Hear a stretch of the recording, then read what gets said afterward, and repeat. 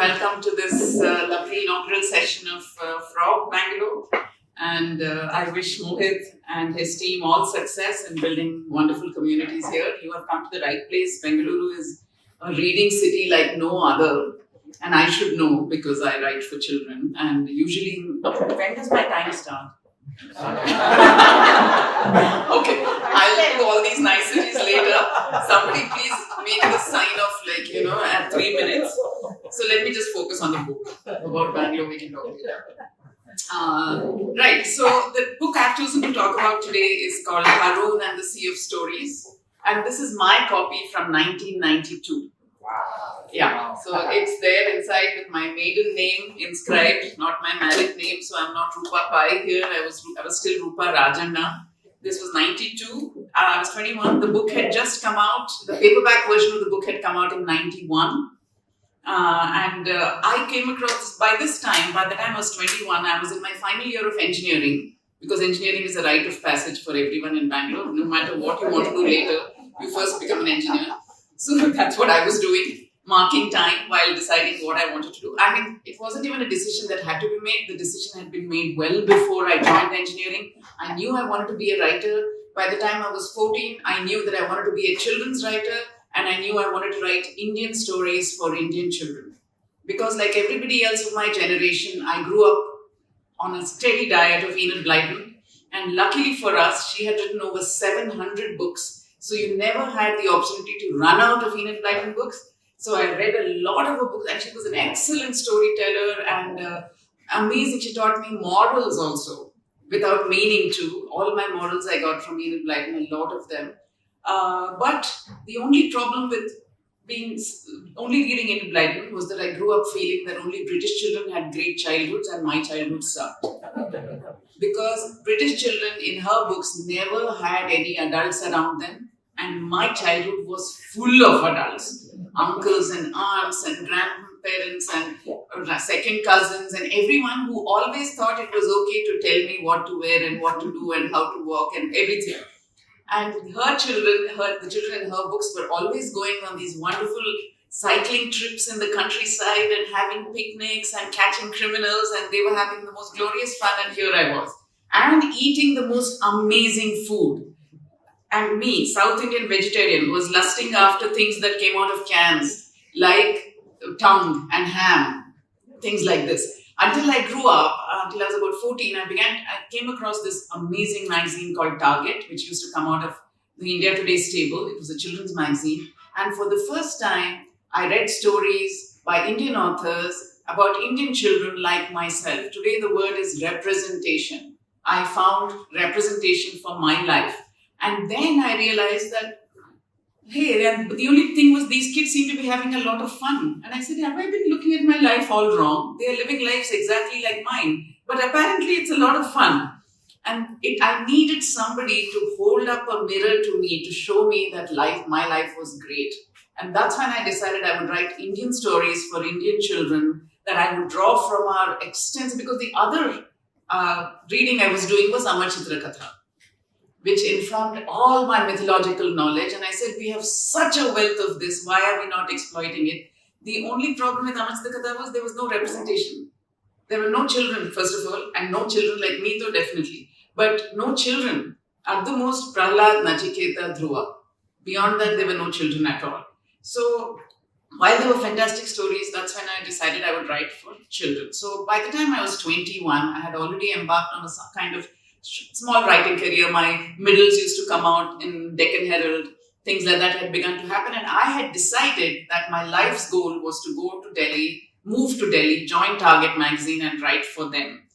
And I was just in my final year of engineering when I came across this book. And it completely blew my mind. Salman Rushdie was not unknown by then. He was already very well known. Because in 1981, this is 1992, in 1981, he had written Midnight's Children, which took the world by storm. It was the first Indian writer who was ever given the Booker Prize. But I was 11 then. I tried. At the age of 13, I borrowed my friend's dad's Midnight's Children because I wanted to be so with it. I wanted to read this Indian author that everybody was raving about. I did not understand it at all. It totally flew over my head. I didn't get it. So I had to wait till 1991 until this book came out. But by then the world had changed. In 1988, Salman Rushdie had written a book called The Satanic Verses, which brought the wrath of the Muslim clergy on his head, upon his head. The book was banned, and I still managed to get a copy. Not telling how, but I got a copy. But it was the world had changed, and a fatwa had been put on his head, a price that if he was killed, that person would get a huge reward. So Salman Rushdie had gone into hiding. His life had completely changed. In 1990, he wrote this book. And this was a children's fable dedicated to his son, Zafar, who he had to live away from when he was in hiding. So the first thing that caught my attention was the dedication, which is so beautiful. It says, Zembla, Zenda, Xanadu, all our dream worlds may come true, but fairy lands are fearsome too. So that was like fairy, just because it's a fairy land, it's not all cotton candy and popcorn. Fairy lands are fearsome too. As I wander far from view, read and bring me home to you. And if you put the first letters of these 5 lines together, it spells Zafar. So this was his dedication to his son, who he was missing very badly when he was in hiding. But what is the book about? It's an allegory. It's an allegory for the times he was in. He for a while, he was severe writer's block. He could not write anything. And when he finally wrote, the only thing that spurred him on to write was that it was a book for his son. And he wrote it as a children's fable in the best traditions of The Wizard of Oz and Alice's Adventures in Wonderland. But it was different because it was all Middle Eastern, Indian kind of background for the writing. And what is the book about? It's about Harun, a young boy, which is the best kind of thing. In a children's book, you want a young protagonist. So there was this little boy called Harun in the city of Alif Bay. Okay, and you know what Alif Bay is? The first 2 letters of the Arabic alphabet, which is where the word alphabet comes from. But it was such a sad city, apparently, that the city itself had forgotten its name, and there were sadness factories producing smoke that filled the city with sadness. Now, Harun's father, Rashid, and you see the wordplay beginning to come in. And what I loved about reading this book, apart from the story itself, was how he chutneyfied English.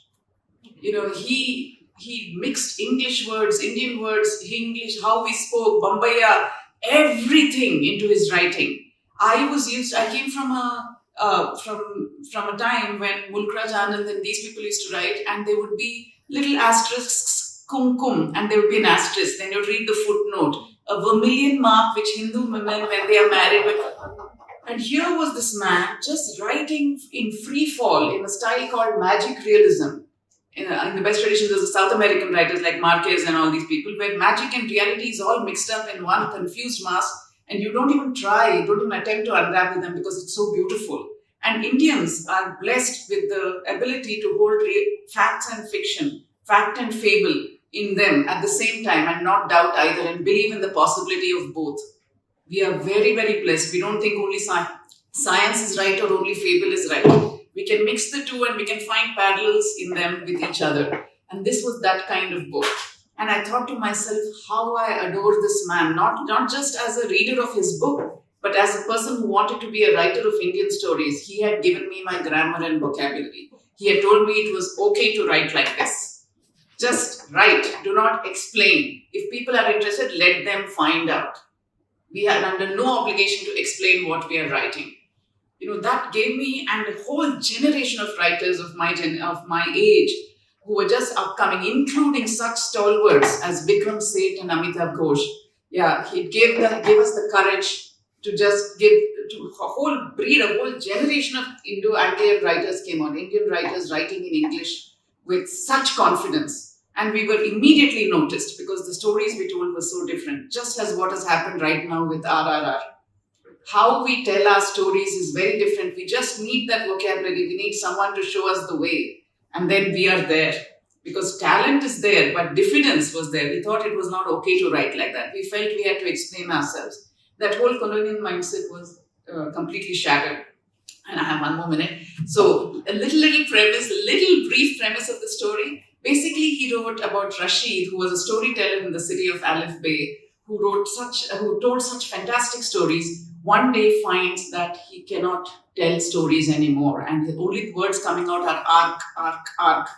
And Harun is so shattered that this has happened to his father, that he's determined to help him regain the lost art of storytelling. And then they realize that there's an evil villain called Khatam Shudh who has actually cut off the story tap. Like there's an ocean of stories from where all stories come. So there is so much beauty. And the thing is, what Khatam Shudh is doing is poisoning the ocean of stories. And why is he so scared of stories? Who's this man and why is he so scared? So Rashid spoke as if he were remembering an old dream. Khatam Shudh, he said slowly, is the arch enemy of all stories, even of language itself. He is the prince of silence and the foe of speech. And because everything ends, because dreams end, stories end, life ends, at the finish of everything, we use his name. It's finished, we tell one another. It's over, Khatam Shudh, the end. And then later, Harun actually meets Khatam Shudh. They go on this quest to find Khatam Shudh to make sure that there's a land called the land of Kahani, which goes under the moon of Kahani. So they're going there for their quest, and that land is divided into two camps: the land of Gup, people who love to talk, exchange ideas, and the land of Chup, where people just move around in silence and words are not exchanged, stories are not exchanged, ideas are not exchanged. Everybody is made to keep quiet.